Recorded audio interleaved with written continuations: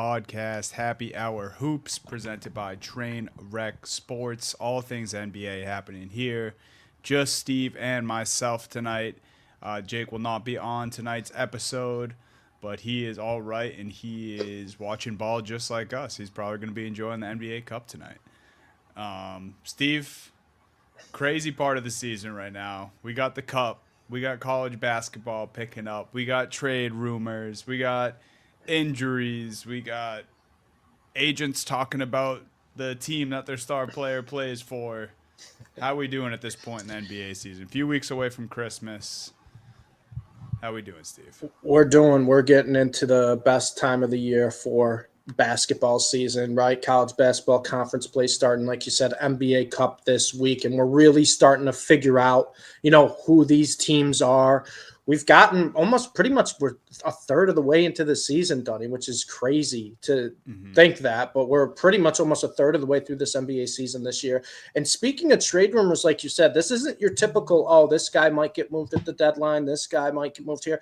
We're talking some juggernaut names that are headlined by Giannis Antetokounmpo and Anthony Davis, where there is a very real possibility that these guys could go to some teams and completely shake up rosters around the league. And I'm a classic, right? If one domino falls, then all the other ones fall type of guy.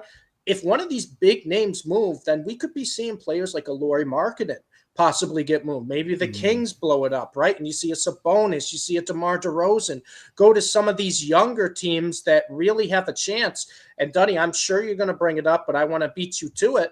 The East is still as wide open as it's ever been. Your Celtics are overachieving right now. We know what the Pistons are doing. The Raptors are playing well. The Knicks have found it. I mean, the East is going to be a bloodbath, and all it's going to take is one team to be like, hey, let's make a splash. Let's try to go for one of these big names. And then you know how it goes. Everyone else is going to be like, well, we got to do something. We can't sit still. League. Exactly.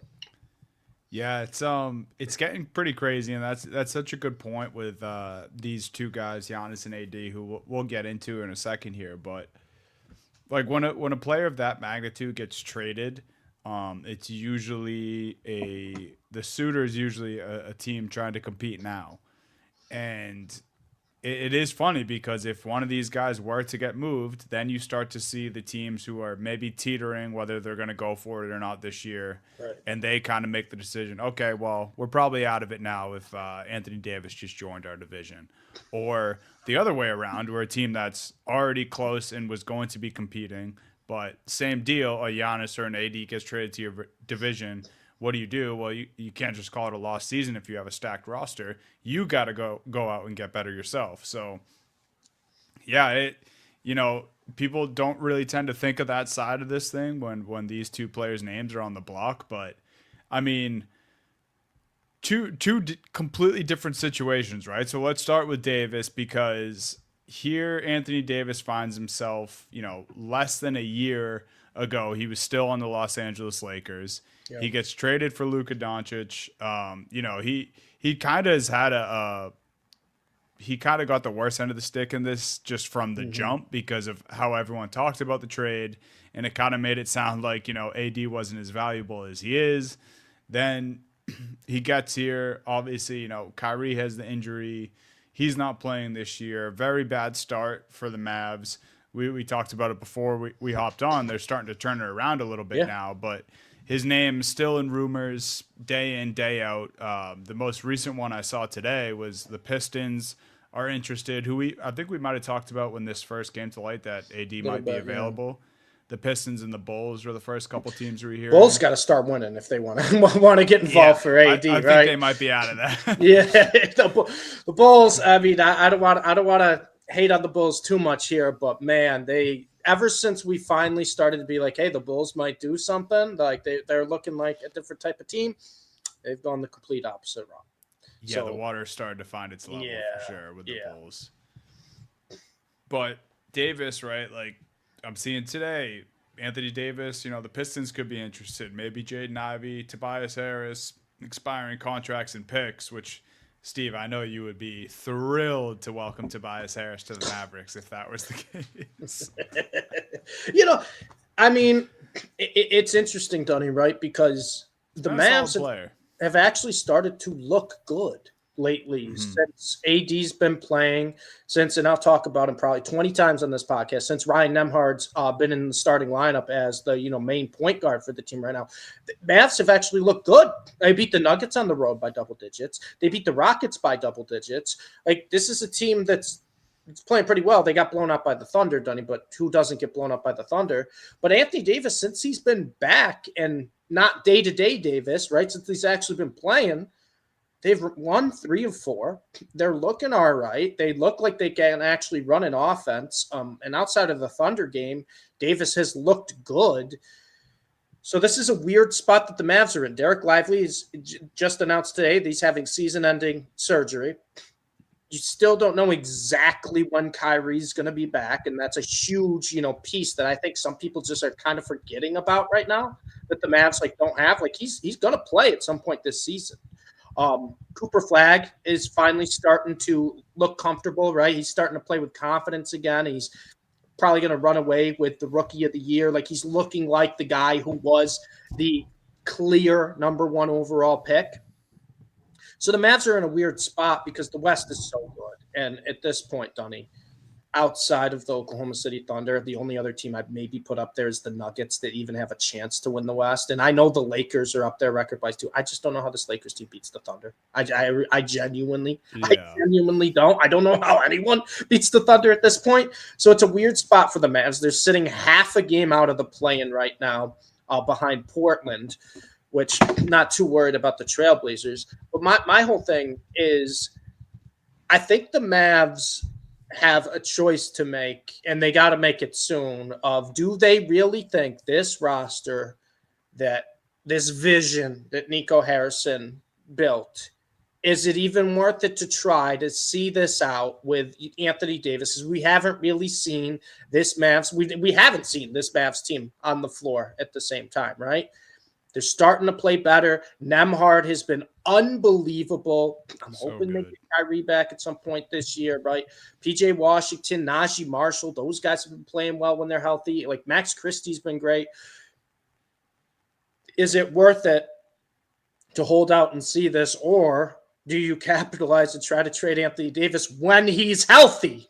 Because that's the key with him. You don't know. A week from now, he could be out a month, and then you're going to get half the value in offers that you would if he's healthy. So I think the best spot for the Mavs to be in right now is to play Davis and let Davis impress and kind of almost force their hand, where if the offer is there, where it feels like, we got to take this offer, you got to take it, because their timeline's so weird, right? You've got older guys with Kyrie, Anthony Davis, that we still haven't really seen this full team play together. But you also, Clay, you also got Cooper Flagg, who's super young, right? You got young guys on this team. You have a young core. PJ Washington's not that old. Gafford's not that old. Like I said, Nemhard has been exceptional. Small game sample size, but he's been exceptional. So it's a weird timeline. And right now, the West feels like it's pretty much decided. It's not really a team where you want to try to go win now mode. So I don't hate the idea that they announced that they're going to try to trade off these pieces. But now that you have the Derek Lively out for the year surgery, you probably don't trade Gafford, right? What are you going to do in that sense? And if you trade Davis, that's another big you're losing. So it's a weird spot right now for the Mavs. I'm hoping they trade Anthony Davis, because I'm going to be a realist here, Dunny. I don't think there's any percent chance the Mavs win the West this year, even with Kyrie back and even with this team fully going. I just don't see it. And then it goes, who would you trade Anthony Davis to, and what's the price for Anthony Davis at this point? What's the team willing to pay? Because I'll be honest with you, Dunny, I don't know how much I'm willing to risk on Anthony Davis, because you don't know how much he's going to play for this team. It's almost like trading for Embiid. Yeah. I mean, not to the extent, but yeah, I get what you're saying. And it's funny because that mock trade that I saw on Twitter this morning, I'm forgetting who put it out there, so sorry for not giving credit, but the Pistons deal, I read that, I'm like, okay, Jaden Ivey, Tobias Harris, other expiring contracts, and plus picks, it said. Right. That's not really moving the needle all that much for me if I'm the Dallas Mavericks. It's okay, so we get Jaden Ivey. We'll probably have Tobias Harris for a year, and then in some picks. It obviously depends what the picks are, but I'm with you where it's kind of between a rock and a hard place here. But I think if I am the Mavericks, like what you said, you got to let Davis play. You hope he plays well. And then from now, if they're actually fielding offers until the trade deadline, I think you just wait for your best possible offer. Yeah. And I think you pull the trigger because you have Cooper Flag. And, even if Davis isn't around, I don't think that means you have to move on from Kyrie. I think No. Kyrie's play style and the way, like his smoothness and his shooting that he already has and has had his whole career, I think it translates into playing into an older age for Kyrie.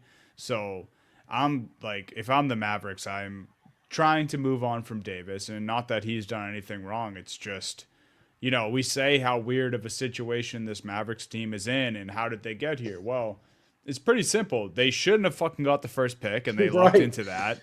And this unprecedented trade that only one man in the whole entire world would have made did it. Right. So it's like, okay, no wonder why we're in a fucking weird situation, because two of these things would never happen to any other franchise. So it's like the question's kind of answered, but that doesn't mean that you have, the step-by-step ritual to go on after these two weird things happen.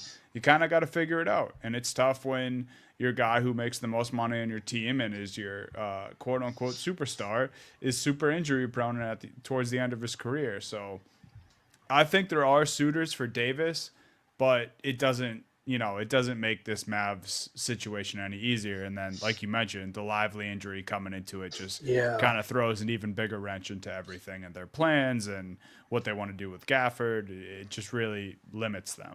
Right, because it sounded like at the start of this week that despite how they've been playing, they were ready to blow it up. They were ready to trade Davis, Gafford, even they were talking about Kyrie, Clay. Like that just tells me that they're ready for the rebuild timeline, right? But you're right. The Lively injury just makes it a little tougher.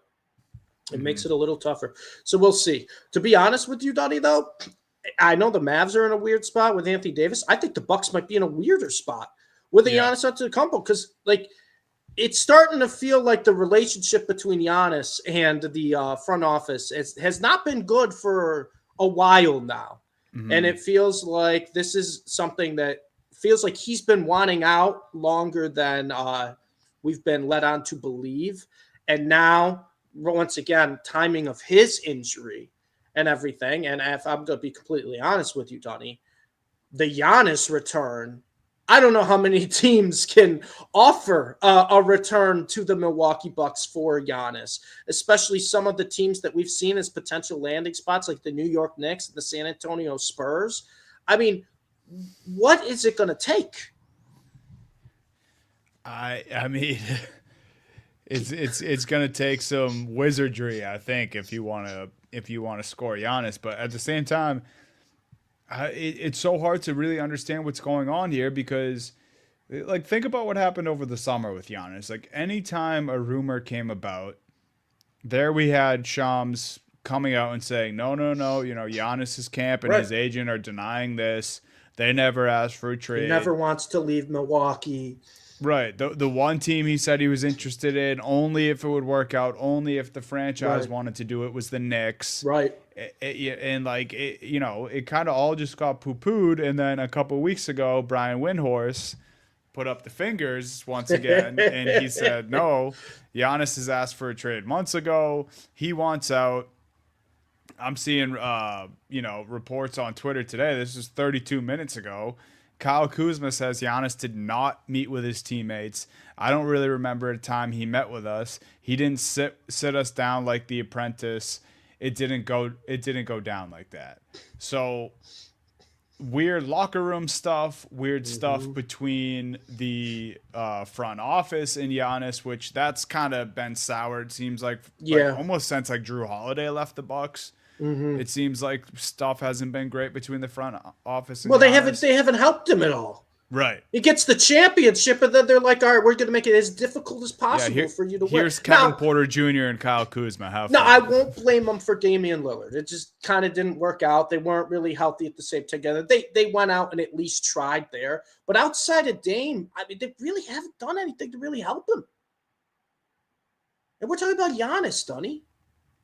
Yeah. Like, yeah. You gotta cater to those superstars.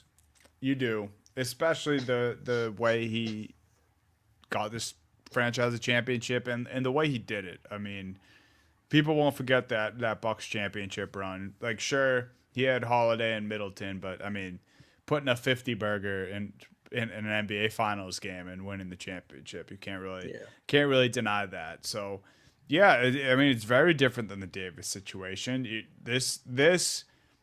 It almost feels like there's very few teams that can even achieve this. Where it's like Davis, we're like, oh yeah, Pistons are interested. Bulls, yeah, we talked about how they don't really make much sense anymore. But I do think there's a bigger number of teams that are even able to trade for Davis than Giannis. And we keep hearing the Knicks again. It's just like the Giannis Knicks pipeline does not die. Like, we just keep hearing about that. Again, like they'd have to give up some pretty great talent. That's the thing with the Giannis trade. It's like you're giving up a haul for a guy who's not young anymore. No, but he's still got a bunch of years.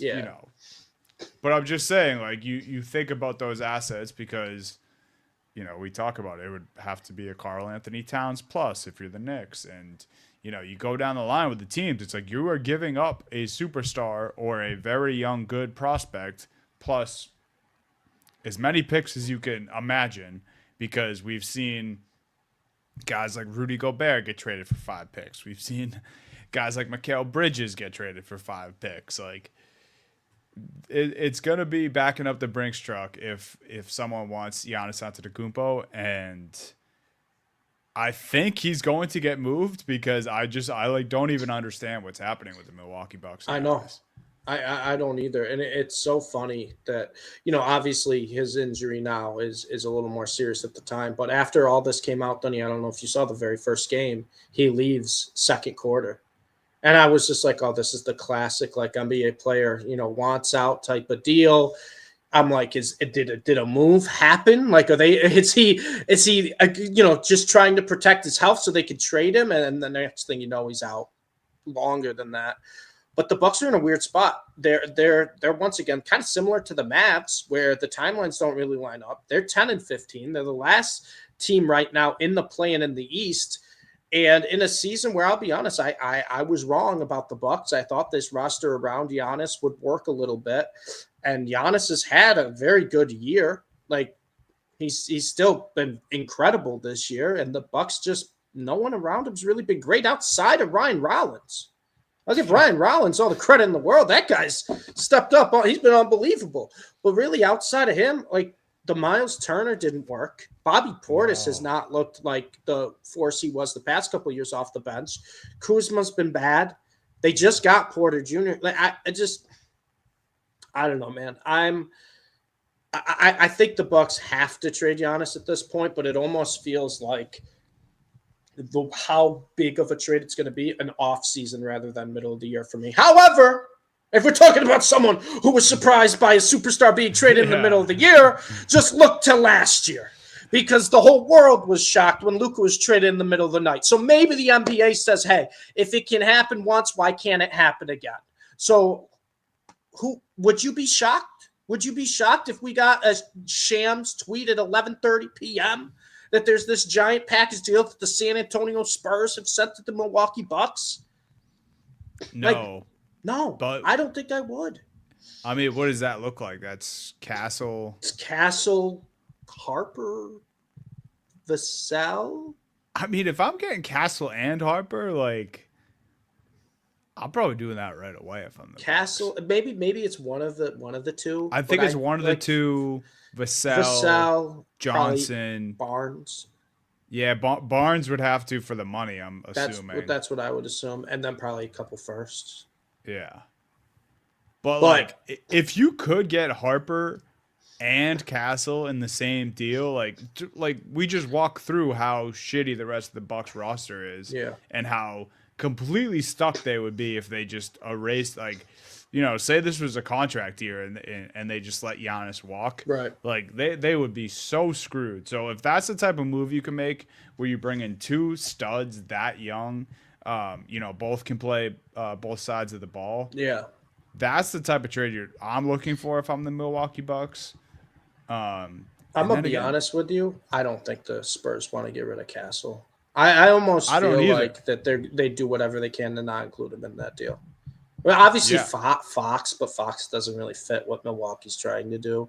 right. The money works better that way, but I don't know. I don't know. It's weird because the other team I saw besides the Knicks and the Spurs that I saw was like, well, the Thunder have the ammunition to go for. I go, why would they? Yeah. Why would this team do anything differently than they have been No. doing? Coming off one of the best seasons ever, right? They're 22-1 or 23-1. They're on pace to break the wins the record, the NBA win loss record, and probably locking themselves into another NBA championship. So why would they? That's what's driving me nuts about these big names is like, well, the Thunder have the picks and the players. I'm like, I know, but if it ain't broke, don't fix it, Tony. Yeah. It'd be one thing if this was last year and the Thunder hadn't won yet, yeah, and Chet was out still, and maybe Chet's part of the deal. But no, there's just no. no way you're doing that if you're the Oklahoma City Thunder. And then Detroit, right? Is that the other one? Maybe. Like, yeah. I mean, if they think they have enough of a bag for AD, it's more. But I think Duran would have to be involved. I don't think they'd want to do that. it's crazy. I don't know. It would have to be like Stewart, Ivy, probably a Sir, and every fucking pick you got. Yeah, I don't know if that gets it done for Milwaukee. I don't know if that one gets Probably it done. not. I mean, it's just that, like, what can you do? You got to already have it to go acquire a guy like Giannis. You got to have a stockpile of assets that you do not need once you bring Giannis in the door. And I don't know how many teams have that. Okay, well, we talk Davis, we talk Giannis. Before we move on, obviously, I think we both would agree Davis is probably more likely to get moved. Or do you think with the drama, you think it's Giannis? Yeah, I think Davis more in the off season, or like in season. Yeah, but yeah, I don't know the way the Mavs roster is right now. I don't think the Mavs know what they want to do at this point. I genuinely think I think them lucking into Cooper Flag is what's making this all fucked up. Looking into Cooper Flag, and like I said, winning 3 of their last 4 against good teams. Yeah. Nuggets on the road. Right, and just Heat at Nuggets on the road, Heat at home, Rockets at home, all by double digits. And it's the big change is that they put Ryan Nembhard in the starting lineup. They have an actual point guard. And, we'll see how they go down the stretch. But if the Mavs win, let's say 4 of their next 5, they're looking at, all right, we're in probably like they probably be like 8, 7, 8, 9 range at that point. All it takes is one positive news about Kyrie maybe coming back, and maybe they're like, hey, let's ride it out. Yeah. I don't think they're desperate to trade. I know they said all these players are, pretty much the Mavs are looking to move these players. But now you get the Lively injury, so you can't move Gafford. I don't know how you would justify moving Gafford. I don't know who you play there. And then the other guys, like, we've known this. We've known that they've been looking to move Clay. I mean, like, we've known that nothing's changed. So the only thing that's really changed for the Mavs this year is their results on the court. And if we're talking about it here, Donnie, the Mavs schedule coming up, home against Brooklyn, at Utah, home against the Pistons, at Philly, at the Pelicans. They can win 4 or 5. Oh yeah. They win 4 or 5. Now we're looking at a team that's 13 and 17 and is probably, pushing their way into the play-in plus, potentially playoffs. Like, I don't know. It's a weird spot. So you still teetering with being a Mavericks fan? What do you like that part of you? What do you want them to do with Davis? Would you rather move on, I've said hold tight? I want to move on from day to day Davis, because Yeah, the problem with Anthony Davis is you just don't know when you're going to get it, how much you're going to get of him, and I'm just yeah. so No, we're on the frustrated. same page with that. Um, I'm just frustrated, to not really know how many games I'm going to get out of him, and obviously I just want to move on from everything involving that Luka trade. Like, that just it's still like you just gotta just you lost it. Rip the band-aid off. Get rid of it. You could keep Max Christie. He's been fine. But just get rid of Davis, see what you can get, and, kind of go in the direction of, all right, Cooper Flag, we got gifted the number one pick. This is kind of the guy we want to build our team around. Now, is he going to be a guy that you'll be able to build a team around? That's to be determined, right? But he's been looking a lot better as of late. You still have Kyrie coming back. Like, I think they're in a weird spot, because I genuinely think this is a good basketball team when they're all healthy. So you don't really just need to completely blow it up and trade Anthony Davis for, pick. But my bias, I would rather them probably go pick, because I just don't see the timeline lining up. And like I said, you've got Cooper Flag. You were gifted Cooper Flag. This guy's 18 years old, Dunny. We're talking about potentially the best college basketball draft class coming in years. And the way that we've been talking about talent, Dunny, I feel like it's probably good to have a lot of picks the next coming years, because I just feel like every year they're like, wait till you see this guy, wait till you see this guy, wait till you see this guy. So I don't think Davis fits the timeline, man. I really don't. What if you could drop Davis on one team? It doesn't have to be like super realistic. It doesn't have to be one of the rumored teams. It just has to be a team where they could actually put up some collateral to make the trade. Where would you think you would place them? What do I want, like, coming back, like, in return for Davis? That's a good Or if question. you want to see him elsewhere. It's a good Either question. There's not any place I'm like, oh, I want to see Anthony Davis play Yeah. here. When the Bulls were rocking, I did like the idea of that at the Yeah, beginning of the year, but they're the losing too return for the much. Bulls would have been fine. I think it was like Kobe White, Io DeSumo, couple picks, and I think another one off their bench. If But if they traded him to the Pistons, and I don't want to bias, but if we could get Ivy and Asor and picks, I don't hate that return, because I still, and I know Ivy's been struggling since he's came back, but I still really like Ivy's potential. I think he's got to play off the ball a lot, kind of almost like a true shooting guard. And Asor is, fits kind of that two-way defensive guy I really like. And we've seen the jump almonds, mate. I can see Asor doing that with, more volume. But what outside about of that, what about Ivy, Stewart, and Tobias? I mean, neither of those guys move the needle. I did see Bickerstaff said the other day that Isaiah Stewart was one of the best defensive centers in the entire league, and I'm like, then the following day I saw that the Pistons were ready to make a package for Anthony Davis, and I was like, I was like, was he just saying that? He's so just, other he's people just heard dropping him? there. He's just dropping that real quick. No, I genuinely believe this. Yeah. But Which Isaiah Stewart's no slouch. no, It not was at just all. it was a funny coincidence. What about? I just randomly thought of this earlier. Toronto Raptors, Jakob Pertl, Jamal Shed, R.J. Barrett, and picks. I don't hate that. I really like Shed. I loved Right, him in me too. Houston. I really like him. That He's the just that help tough, the help with guard. undersized guard who can handle the ball, can play make. Barrett is RJ Barrett's just RJ Barrett at this point, right? He's I fine. included him. The Duke connection with Cooper is what I was Yeah. looking for there. I mean, I wouldn't hate something like that. Toronto, I don't. I still don't buy Toronto, man. Oh, they've been losing like their fucking life depends on it. I Ever since I we still gave don't them buy the them. slightest bit of The props, dude, and then slightest bit. they've We they've lost four we straight. weren't really like hyping No, them we're up. giving It them was just props for like, being there, but none of us believed. right. Yeah, I don't For know. good reason. I mean, they've lost 4 straight. Yeah, I don't know, Donnie. It feels.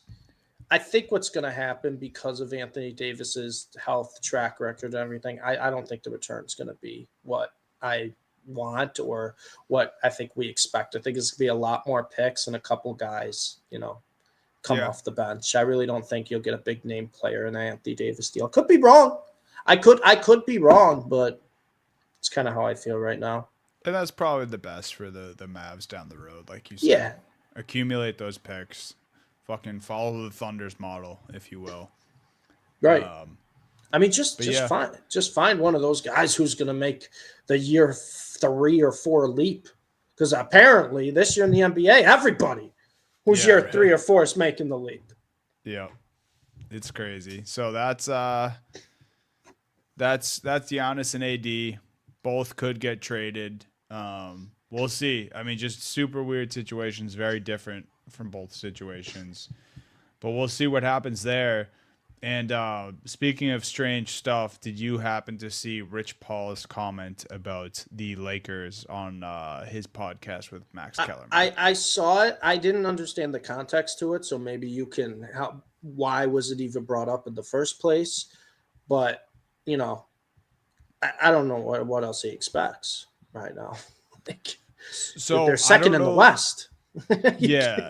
So I don't know the full context. I didn't listen. I'm not I don't know if this is a surprise to anyone. I'm not a listener of the Max Kellerman Rich Paul podcast. Damn, shocking. But, I saw a 4-minute clip, so it was longer than like 30 seconds, but it's basically Kellerman just kind of posing, basically just talking about the Lakers offense and, saying the actions they can run with Luka and LeBron being there and Ayton kind of finding his groove and like kind of the stuff that we talked about at the beginning of the season with the Lakers. Like things just seem to be working for them.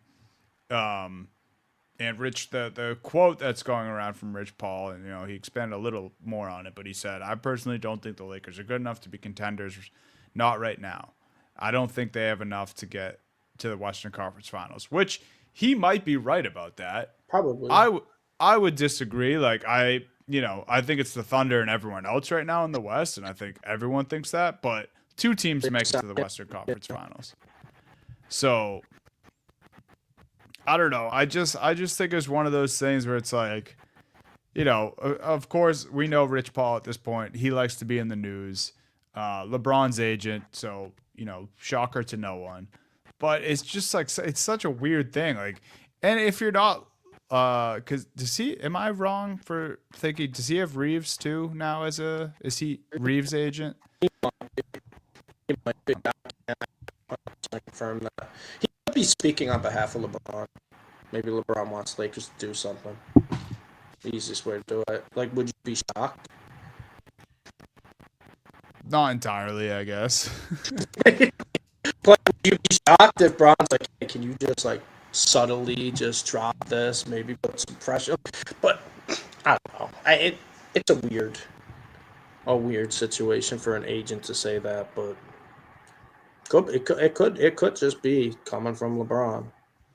Yeah, you never know with these things with the LeBron James camp. It's funny you hear Jeff Teague talk about it. He's said in the past, like if you say anything bad about LeBron, the black SUVs show up and like ask you why you're saying that.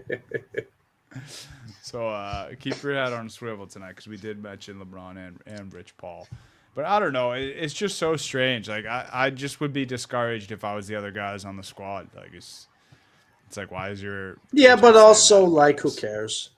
Yeah, it's an agent. Who cares? Fair point. And yeah, especially like the year Lucas had. Like I can't imagine it's bothering him. He's probably like, fuck everyone who's not on the court with me. Yeah, they're second in the West right now. Luka's been unbelievable. Reeves has been having literally an all NBA season. Who cares? Rui's been great. Ayton's been playing well. Shut up, Rich. Like the results on the court speak for themselves. And honestly, they have a pretty good chance probably to get the semifinals of the Cup if they beat the Spurs tonight. And, I 9 times out of 10, you'll probably lose to the Thunder. Thunder beating the Suns by 100. But 9 times out of 10, you beat the Thunder. I think the opinion on the Lakers, public opinion, gets changes a little bit. Yeah, no doubt, dude. And I know as a Mavs fan all too well, Luka's a Thunder killer. He is. He if there's one guy who knows how to beat that team, it's Mr. Luka Magic. Isn't it funny how the and we'll transition nicely into the Thunder here, and then we'll get to the Cup like Steve just teased. Isn't it funny how the only team who's beaten the Thunder this year is the Portland Trail Blazers? Yeah. Shout out my guy. Shout out my guy. Shout out my guy Denny. Shout out my guy Denny. Trailblazers hanging around, man. Hanging around. I'll tell you what, Denny, my heart grew in about 10 times when I saw projected all NBA teams, and Denny and Jalen Johnson were on the projected all NBA. I think one was on the second team, one was on the third team. Very good chance to both be on the second team. Yeah, I think so. I was like, oh my God, this is unbelievable. It is unbelievable. Yeah. All things NBA are coming up, Steve, this year for your guys, man. Hey, your guys too. We're talking about Jalen Duren, who's people are finally starting to realize how good he is. Your damn Boston Celtics are now third in the East. Jaylen Brown. Jake's lucky he's not on right now. Yeah, because the next time Jake's on, Donnie, we're gonna really go in on how good Jaylen Brown's been, because I got a lot of shit for that. Yeah. And granted, obviously he's not gonna win the MVP, but I said, there's a world where people are going to start to realize, if the Celtics start playing well, that this guy can be a true one. And, well, he's showing that right now. Dude, you know what? I think if and it's funny because this is a quote from Jaylen Brown himself, like, stay on that side. Like, I honestly think if you can't see it now, even just from this stretch, I think you're a casual. Yeah. Like, they've won 5 straight. They beat good teams in that stretch, too. And he's doing the superstar thing where end of game, he's like, offense is running through me. Yeah. I'm not standing around. I don't care that, I'm not a true point guard. Offense goes through me. And that's a big thing nowadays in the NBA. Doesn't matter what position you play, right? Late game, Milwaukee possessions. Who's taking the ball up the court, Tony? It's Giannis, right? Yeah, like, if you're the Nuggets, guy, you're the guy. It's Jokic. Like, he may not be dribbling fully up the court, but Jamal Murray's handing it to him once they get to half court, and, like, it's going through him. Like, it just does not matter what position you play anymore. If you want to be the guy, the offense runs through you at the end of the game, and the offense has been running through him really well. Yeah. I apologize to Neemias Queta, by the way, too. I whiffed on that. Awesome. He's been so good. He's been awesome, man. He has some. Well, I'll try to look for the Nemi stat that I was gonna see. This is why we need Jake, because we had a whole nother subject going, and now Duddy's searching up some Celtics stats. No. We're gonna start. We're moving on to the Thunder, but if I find it, I will bring it up. So the Thunder are rumbling. Me and Jake talked about this. I think the last time we recorded, I want to say they were 17-1 when I did that, and I laid out their entire schedule from then up until Christmas. And me and Jake legitimately were like, they probably don't lose until Christmas. And like, that was just like where I stopped. So I'm not saying they're going to lose on Christmas Day. I'm just saying they probably don't even get a second loss until like maybe Christmas. And that's just where we stopped it, because it was, a couple weeks out. But I mean, this is fucking ridiculous, man. Like these guys just don't lose. They're gonna set all sorts of records. They at this put the Bulls and the Warriors single season records to shame. How many losses do you think they finished with this year? 5. I was 6. Gonna say I genuinely think it's less than 6. That's insanity. They're 23-1. Dude. They're so good, dude. They win by 20 every game too. That's the worst part. They run you out of the gym. They're so good. Everyone on their team is young, can score, and tough, and plays defense. Like, everyone on their team not just plays defense, is elite at defense. Yeah. Who do you pick on the Thunder on defense? Nobody, man. And the guys who come off the bench are all world defenders too. It's unbelievable, man. I mean, and this is the issue I have too, where people trying to say Shea's the best player in the world, and I think Shea's great, but I think he's a beneficiary of just being on an unbelievable team, and obviously Shea's all world, he's all NBA talent. But I will always Mhm. say, I think by themselves, I still would still say Jokic, Giannis, Luka, probably those three. That's probably where I end. Um, but without Shea, they beat the Jazz by 30 on the road, Tony. 30. Yeah. 30 without Shea. They didn't have Jalen Williams for majority of the games this year. Like, we're not even talking about this Thunder team at like a full go. They don't have Hartenstein right now. And they're winning these games by 20, 30. It's disgusting. I watched the Mavs Thunder game, and I was talking to you about this a little bit before we started recording, where the Mavs, like, they were plus 750 odds to win the game. I was like, oh, Mavs have been rolling. I'm like, maybe I sprinkle on that. I'll watch the game. I'll feel it out, see how it goes. And you know what? The Mavs start off hot. Thunder going a little bit of a run. Mavs come back a little bit. Thunder up like 8. Mavs get, I think, to within 4 with like 4 minutes to go in the second quarter. I'm like, damn, Mavs are playing some good basketball. Like, this is a game. And then the Thunder do what they've done to every team this year. Those final 4 minutes of the first half into the first 4 minutes of the second half, which is exactly how you tell if a team's great or not, right? To be able to end a half and then be able to carry that through halftime and just come out firing. Dunny was at like a 25-point game with like 6 minutes to go in the third quarter. I was like, it was just 4, man. What happened? They Yeah. just go on a run. And I think what's so impressive is how good they are defensively. You just don't realize they're going on a run, right?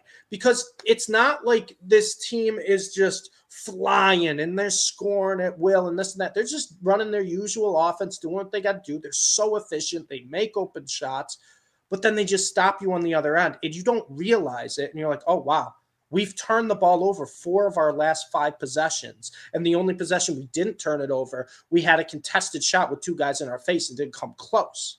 It's like, Mhm. that's 5 basically throwaway possessions there. The Thunder do not have that on the other end. And they force that so often on the other side of the court when they're playing defense. And it's just so impressive to watch because it happens in a blink of an eye, man. This team, it'll be like a 4 or 5 point game. And they're like, oh, this team's going to give the Thunder a run. Next thing you know, Thunder up 20. What happened? What happened? It's And you crazy. can't come back on this team because they're that good on defense. You can't. And you mentioned the runs that they go on, and it's Mm-hmm. literally because they just run, dude. Like, Yes. everyone is fast, everyone Yes. plays defense, everyone is confident enough to score the ball on their own. And so, yeah, they're just it's like the bigger, faster, stronger thing. They are that to Yep. the rest of the NBA. It's They are pretty going to crazy. smoke Phoenix tonight.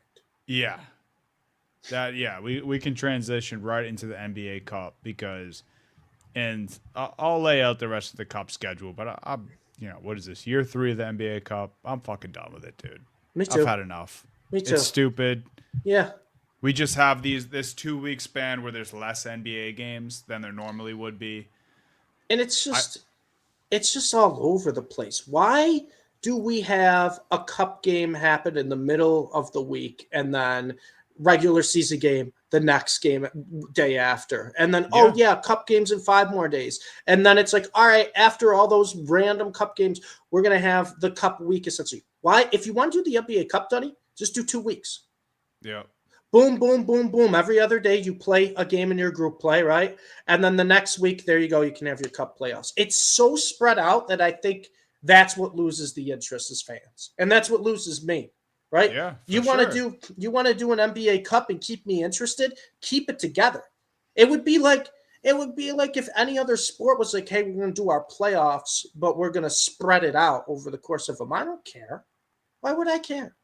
Yeah, yeah. It's stupid, and I don't know. We'll see. But the quarterfinals continue tonight. We had the Magic versus or sorry, the Magic and Knicks advanced from the Correct. quarterfinals from the East, so they're going to be in the semifinals, which takes place December 13th, which I think is this Saturday. Yep.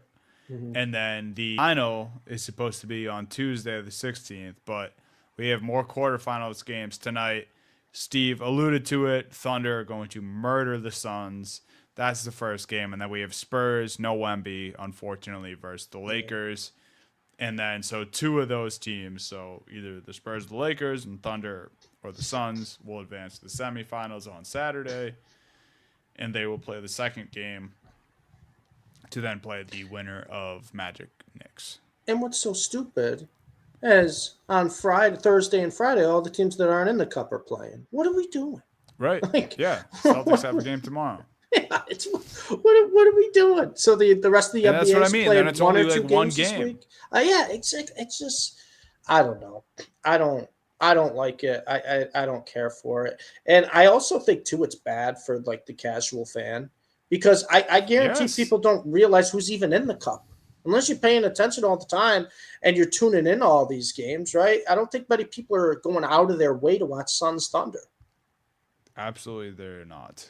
And it's stupid because you just win a couple random games and that's how you decide who's in the cup. Like I don't know.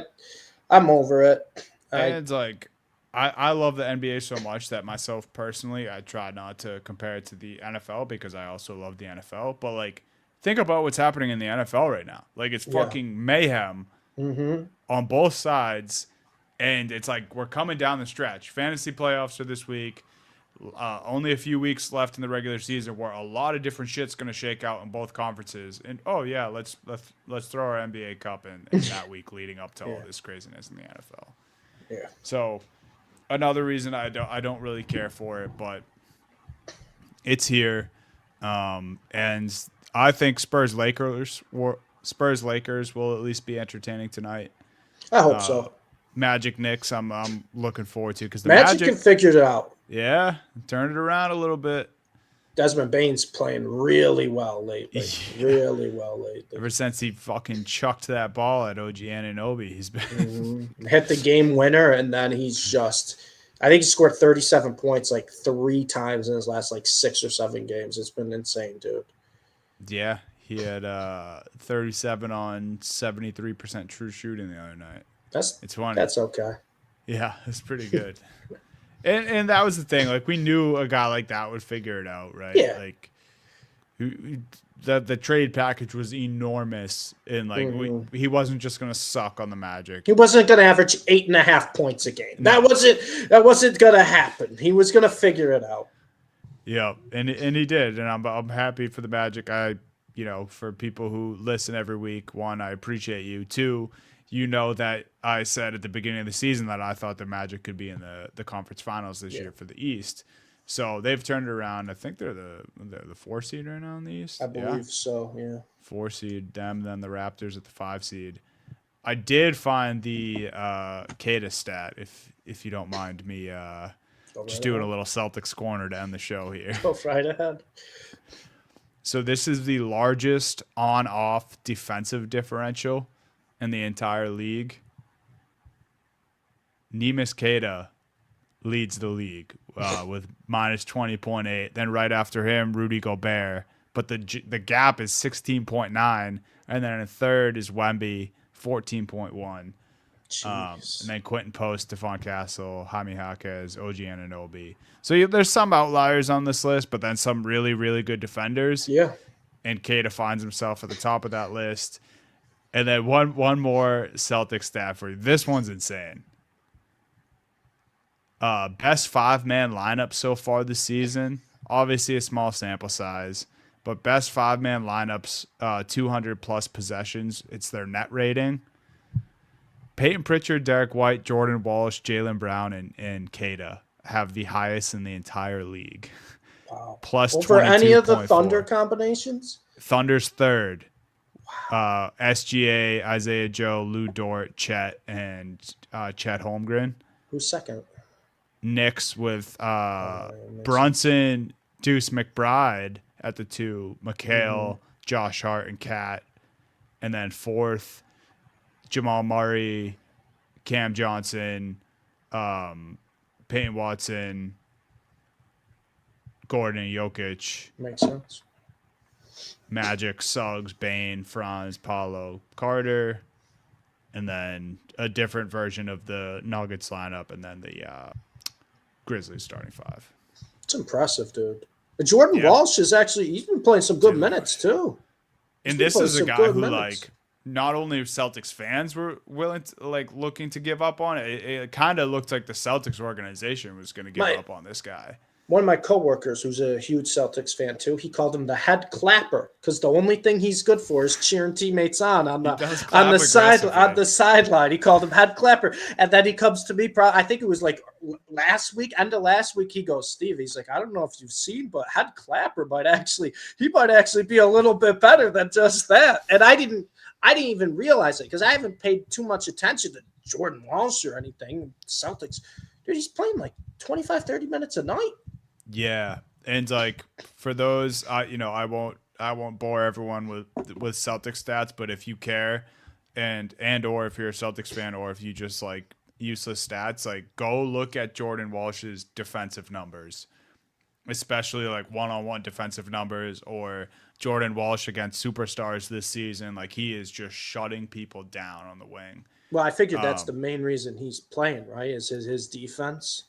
Yes, but then he also went on a stretch. I think it was 2.5 games where he didn't miss a shot. So checked in, and then for 2.5 games straight, he shot 100% from the field. That's okay. Yeah, he's just like defying odds lately. Yeah. So no, it's super fun. The Celtics are definitely playing way better than anyone expected, to the point where I'm seeing articles where the Celtics like might have to be buyers at the deadline, because then you're seeing videos of Jason Tatum playing one-on-one where it looks like there's no way this guy even injured anything on his body in the last couple months, let alone a torn Achilles. So yeah, this is the year for the East too, Donnie. It's so open, right? And I'm hearing Zubac is a potential suitor for the Celtics who they might go after at the deadline. You don't think the Celtics would have the ammunition to go after one of the big guys we talked about, right? AD more realistically than Giannis. Obviously, Giannis would take a lot. Probably. Giannis. Yeah, I think Giannis. Like you're talking Jaylen Brown at that point. And that's what I think. You would have to break up the Jays. Do that, because like AD, I don't know if you'd have to break them up. It'd probably take a lot. I don't know if you'd have to, but then it's like, then are you actually a legit contender next year? Depending on what you have to, like, if you're pretty much giving up everything else at that point.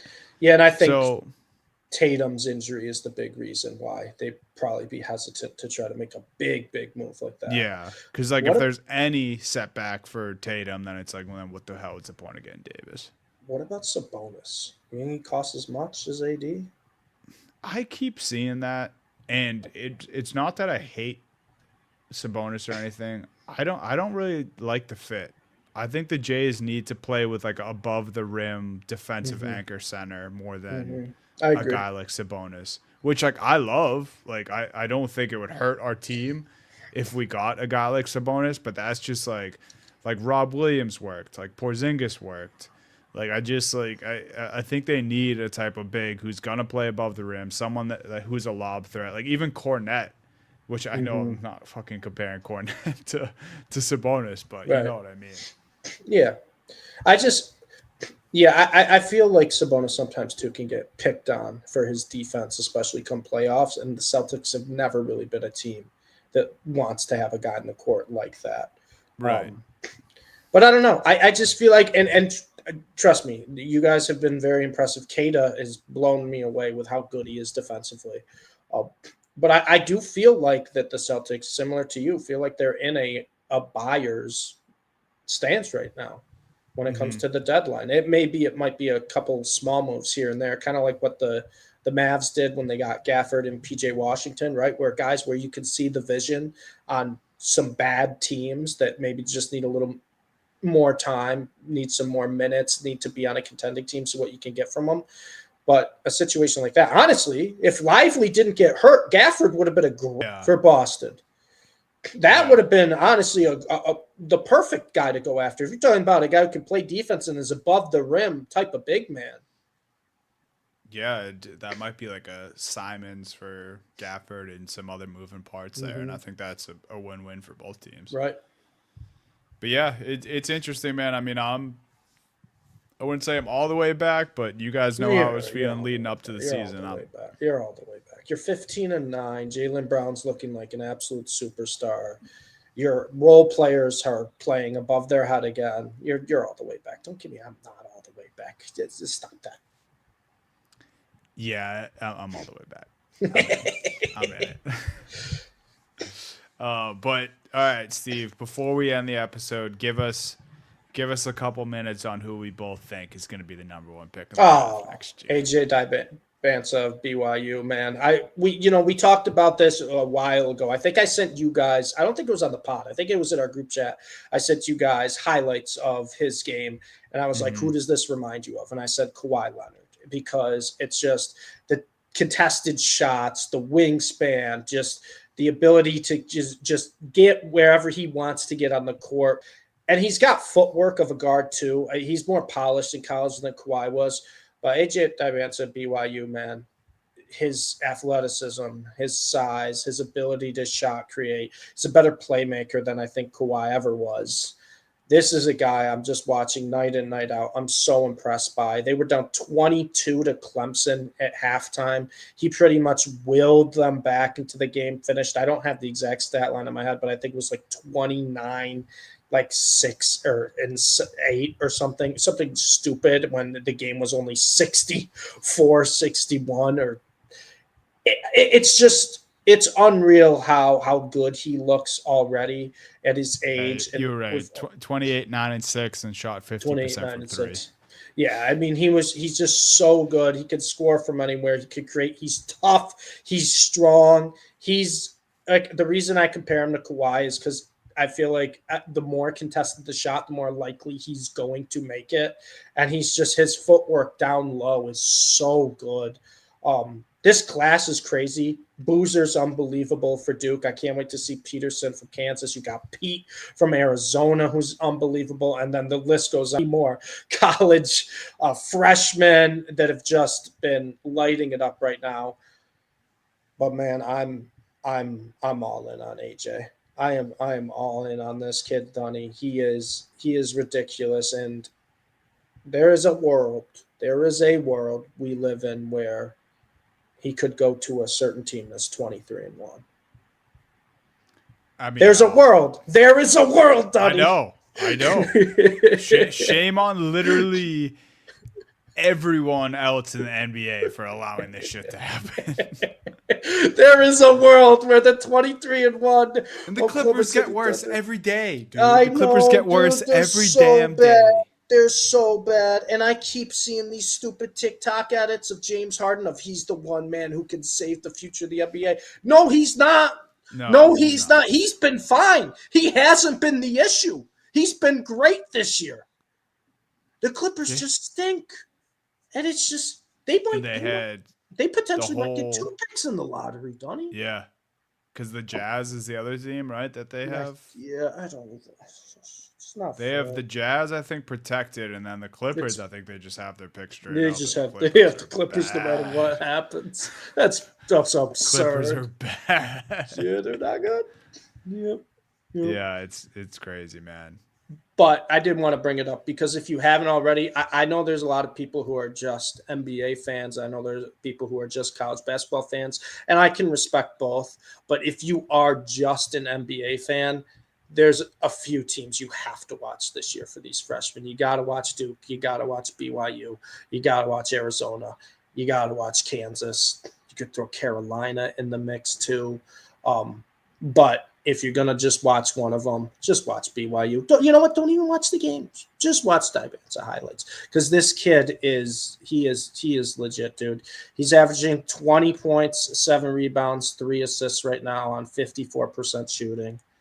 79% free throw, 37% three, but the stats don't do it justice for how much of an impact player this guy is. So, little homework assignment for you, Donnie. Just watch his highlights against Clemson, man. I know, but I'm bummed because I was watching the first 5 minutes of that game, and I had to shut it off to do something else, and it sounds like I missed a great one. So 20, I think it was a 21-0 run to end the first half for Clemson. They were up 22. I was like, well, I'll keep it on for the hell of it, and I'm sure glad I did, dude. I'm sure glad I did. yeah, and just a friendly reminder to everyone, because I'm not one of those people who is all NBA, but I am one of those people who gets into college basketball later in the season, a little closer to March Madness. This is just the few games I've watched this year. I can comfortably say I just like the level of competition better than last year, and we got some. We're gonna have a pretty star-studded lottery for the NBA this year. Have you seen Michigan this year? Yeah, they're beating everyone by 40. Yeah. This team's unbelievable right now. Now I know we're not too far into the. Would you say they're the best team in the country? Michigan or Arizona right now. Michigan or Arizona. Yeah. I think Michigan's probably number one, just eye test wise. They beat Gonzaga by 40. I think they smoked Auburn too. Michigan though, net rating, I believe, or I think it's the net rating right now. They are third highest all time of any college basketball team. That's insane. This Michigan team's crazy. And you don't think Michigan basketball school? No, they became a basketball school, dude. And also shout out local guy. They got Roddy Gale from Niagara Falls, who's one of their guards. This team, they only beat Villanova by 28 last night, Donnie. They beat Rutgers by 41 the night before. They beat Gonzaga by 40, Auburn by 30, San Diego State by 40. So, yeah, that's their last 5 games. And these are all good teams. San Diego State, they won by 40.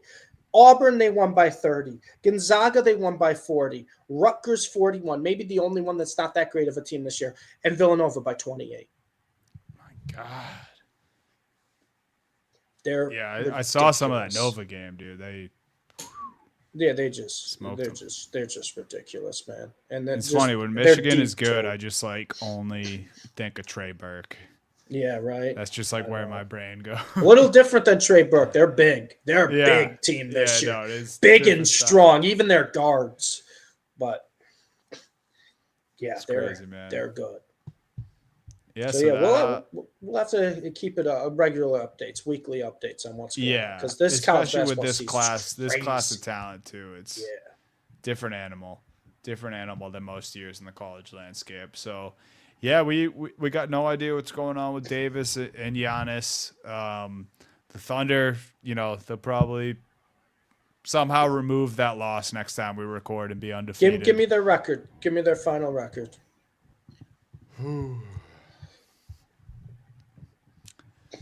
I say they go 77-5. I'm going 75-7. Okay. I think there's going to be a stretch where they just lose 1 or 2 in a week, and then they'll be like, "Oh, you're with the Thunder." It's just so tough because you mentioned it. Even when Shea's out, they still fucking dominate. They won by 30. They were 40 at one point in that game. And it's that game. I don't know which more impressive, that game doing that without Shea or just the beginning of the season without Jay. They didn't have Hartenstein either. Yeah. I mean, no Shea or Hartenstein. They're up 30 on the road. I get it's the Jazz, man. You know what happens to the Celtics if they don't have Jaylen Brown or Kata? They're down 20. The season might be over. They might have a full-on fan walkout if those guys don't play. Bro, it's insane how good this team is. It's crazy. The Thunder are so damn good. NBA Cup, it's on tonight. Watch it if you want. Most of you probably won't. Hey, it's NBA. I'll watch. You'll watch. We'll both watch. Let's pretend we hate it on the Cup. We're not going to watch. Yeah, I'm shutting this off and immediately going to turn it on. So. I'm a victim to it, all right? Yep. The NBA still has me in a chokehold, even though I complain about it sometimes. But that's going to do it for Happy Hour Hoops, guys. Thank you for watching, listening, everything in between. Shout out to Trainwreck Sports. Remember to subscribe to the Trainwreck Sports YouTube. Follow them on all socials. Also follow us at Happy Hour Hoops 1 on all socials. Jake will be back next week. For Steve and myself, this was another episode of Happy Hour Hoops. Later, guys.